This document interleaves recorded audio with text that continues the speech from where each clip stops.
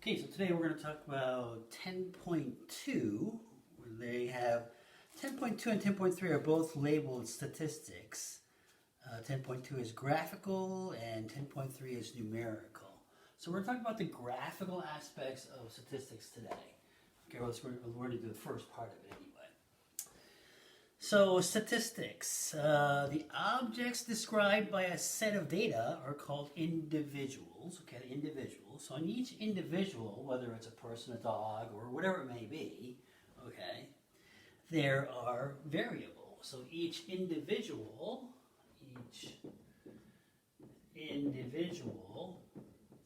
has certain variables. In other words, it has certain things that you can categorize or you can label the person or the individual with.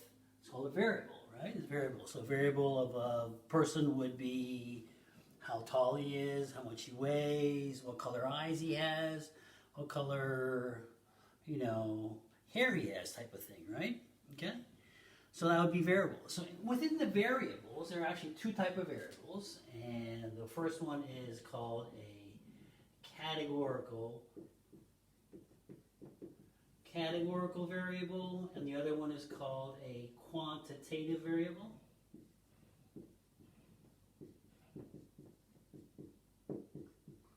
So let's talk about a quantitative variable first. A quantitative variable would be something where you come up with the characteristics that you're talking about, the variable that you're talking about, describes the individual using a number, usually a number, right? So a number would be, so a quantitative variable would be how tall I am, or how tall you are, or how much you weigh, how many pets you have, these type of things, because these will all come out with a number, right? I weigh a certain weight, or I have a certain number of pets, right?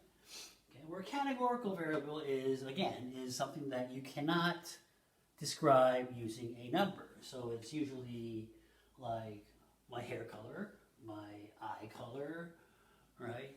What radio station do I prefer to listen to, right? These type of things. Okay, these are all so the results in a categorical variable would be a category, right? I like to listen to classical music. I like to my eye colors are brown or whatever it may be, right? Okay.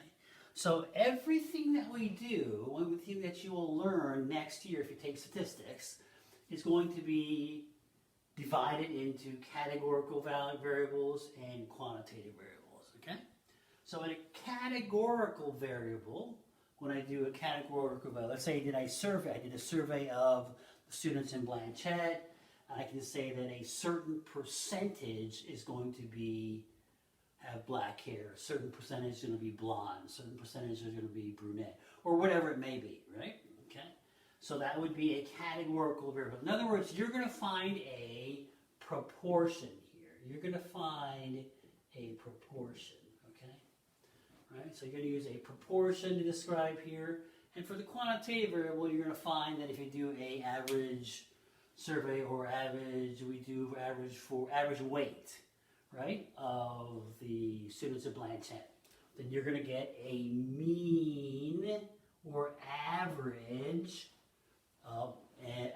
in a number, right? And the average weight is, 110 pounds, okay, or 110.13 pounds, whatever it may be, okay? So you're going to find a mean for the quantitative variables, you're going to find a proportion for the categorical variables, okay? All right, so we're going to talk about categorical data first. So categorical data, so let's go to how do you represent a categorical variable? Let's say, so we did a survey of, all of the students at Blanchette, and we asked them what is their favorite type of music, right? So you're going to get, you're going to get rap, you're going to get rock and roll, you're going to get oldies, and so on and so forth, right? And you're going to get, jazz, right?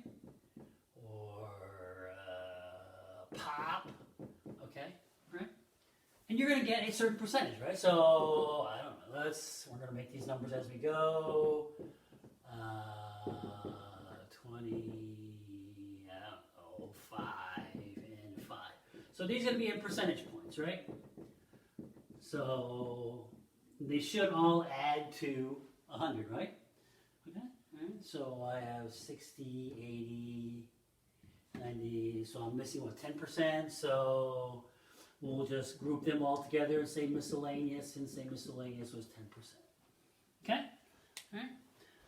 So how are you going to graphically represent this data? How would you graphically represent this data? Okay, so there's two ways that you've learned so far, right? And you've learned these since mid-high, back in mid-high math or pre-algebra, right? And the first one is a histogram, or a bar graph. It's a bar graph, right? It's a bar graph. You have a bar graph that looks like this, or whatever, right? You have a bar graph, so you can do a bar graph. The other type that you've seen is a pie chart, right? It's a pie chart, and it looks like this, and it has certain percentages, and it says, like this would be pop 40%, right? And whatever, you label it, right? Okay? So you have a pie chart or a bar graph, okay? Bar graph is not to be confused with histogram, which we'll learn later, okay? The shape of a bar graph has what kind of meaning? What do you think? All right, so I'm going to have what? I'm going to have pop here. I'm going to have rock and roll. I'll have what? Oldies or whatever it may be, right? So the shape of a bar graph really has no meaning, right? Because the shape is dependent upon how I label the categories, right? I can label the categories however I want, right? So the shape really doesn't make any difference, right? Okay. Whereas in a histogram, we will learn later that the shape actually gives us quite a bit of meaning to the data. Okay? So let's do example number 1 and see what we have in example number 1.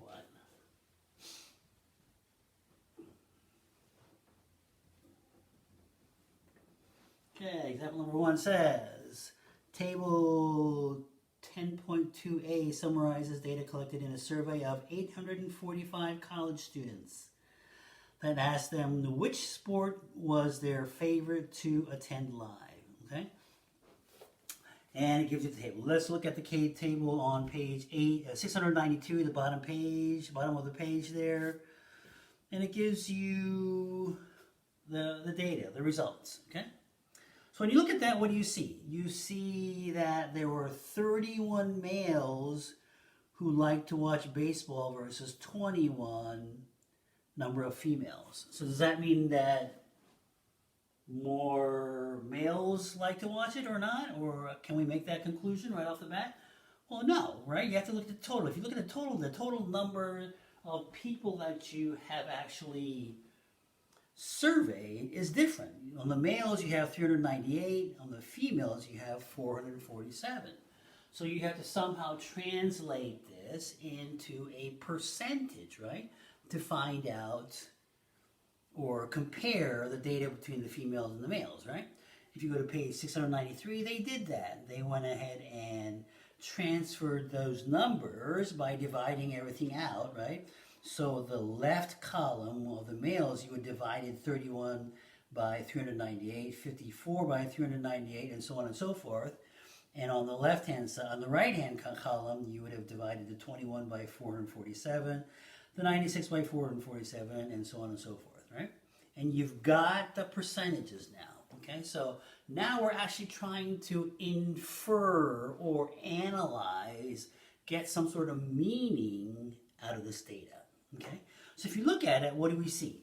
Is there a difference between the male and the female preferences in the type of sports they'd like to attend live?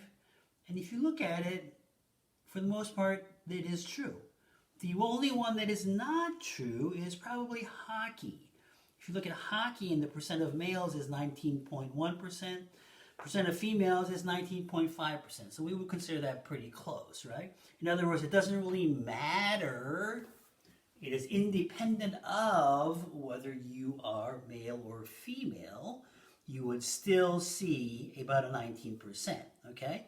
So there is no association between being a male or a female in the preference of hockey, okay? However, if you look at like basketball, the percent of females is 21.5 versus male is only 13.5. So there is an association. In other words, me knowing whether you're a female or not makes me know whether or not you are more than likely to like basketball, to attend basketball live or not, right? Or live or not, right? So there is an association with the gender as far as your preference goes, okay? All right. Okay, example number 2, it gives us table 10.3, gives the percentage of each state's population that was 65 or older in the 2010 census. Okay, I bet they've been looking at that lately, right? With the problems that we're having right now with the coronavirus, the 65 or older age is they're more susceptible to the virus, right? So if you look at this, what do we get? Okay, we get a percentage of each state, right? Okay, and we want to make a stem plot. If you flip the page, there is on page 694, there is a stem plot. Now, we've done stem plots before in pre-algebra, algebra, mid-I Math 2. Okay, so on a tree, there's a big stem, and on each stem, there are smaller leaves, right? Okay, all right. So if you look at the stem plot on page 694, there is what? There's a stem and a leaf. So there's a stem, and there's a leaf, and for the first stem, we have 7. So we have 7, 7, 8, there's no leaf, then there's 9, there is 0, 10, there is 3, 7, 9, and so on and so forth, and we can keep on going down, right? Okay? So what does the 7 and 7 here mean? If you go back to your data, okay, there's a data point that is 7.7. In other words, the big number is the 7. That's the 7. This would be in the 7. This would be 7.7. In other words, there is this here means the same as 7.7%, right? And what is this called? This is called the key, okay? Without the key, your stem and leaf plot is never complete. So if I ask you to draw a stem and leaf plot on a test or we're doing the homework, if you do not have this, you will not get full credit. This tells me what these numbers actually mean, okay? So this is kind of like an insert in a map. When you look at a map or an atlas in a map is going to say, it's going to have, all right, it's going to look like this. It kind of looks like this, and it says, right, this is 10 miles, 20 miles, or so. Each inch in the map corresponds to 10 miles or whatever it would not, right? There's a key in that map, because just looking at the map, if you don't have this, you might know the relative, area or where everything's at, but you don't know the true distance between the 2 points until you see the key, right? So this same thing here, the key here tells you what the data here means, okay? So what is the difference between this and this? So in this 8 stem, there are no leaves, okay? Versus this is a leaf, but it is 9.0, right? Okay?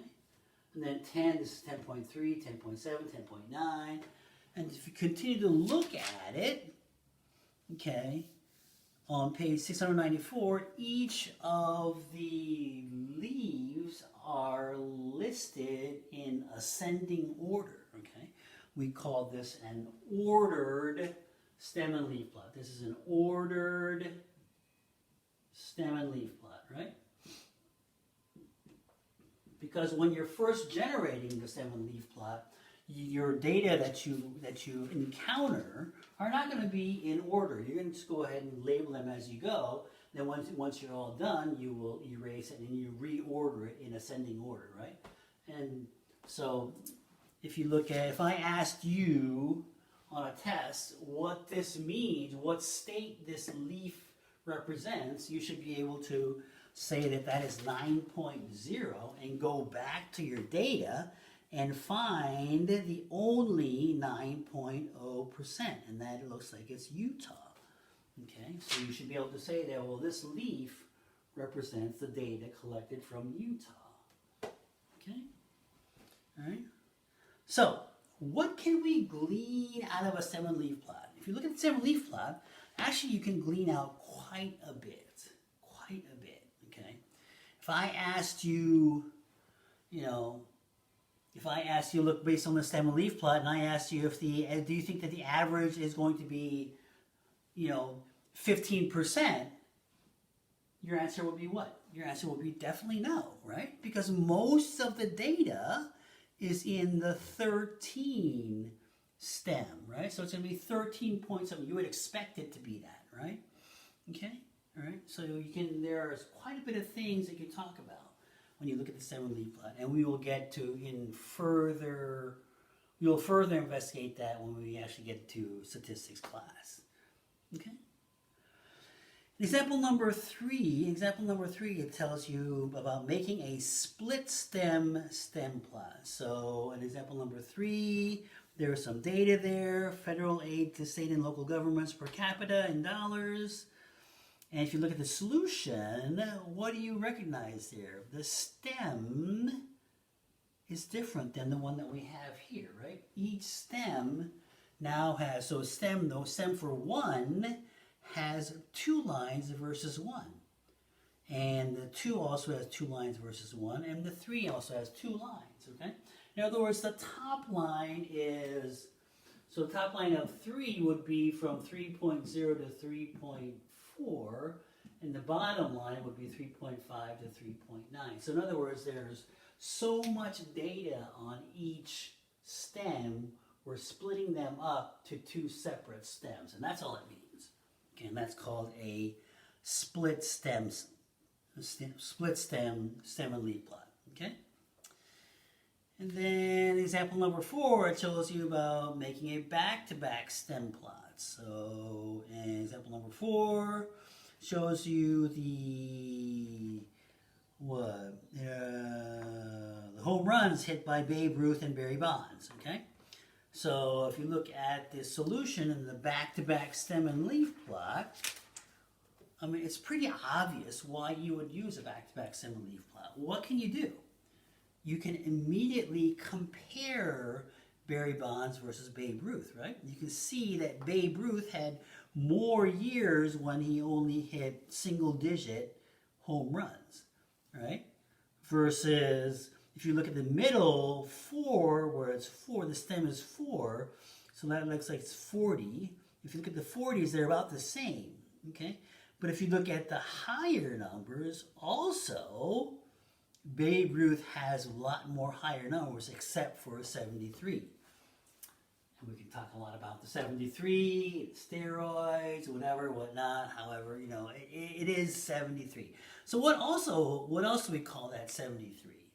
There's a number, we use a word here in statistics, and that's called an outlier, right? That is definitely an outlier for Barry Bonds. Okay, Barry Bonds, if you look at it, should not have that number there, but it's there, so it's an outlier. Okay. Okay, we'll stop right here today.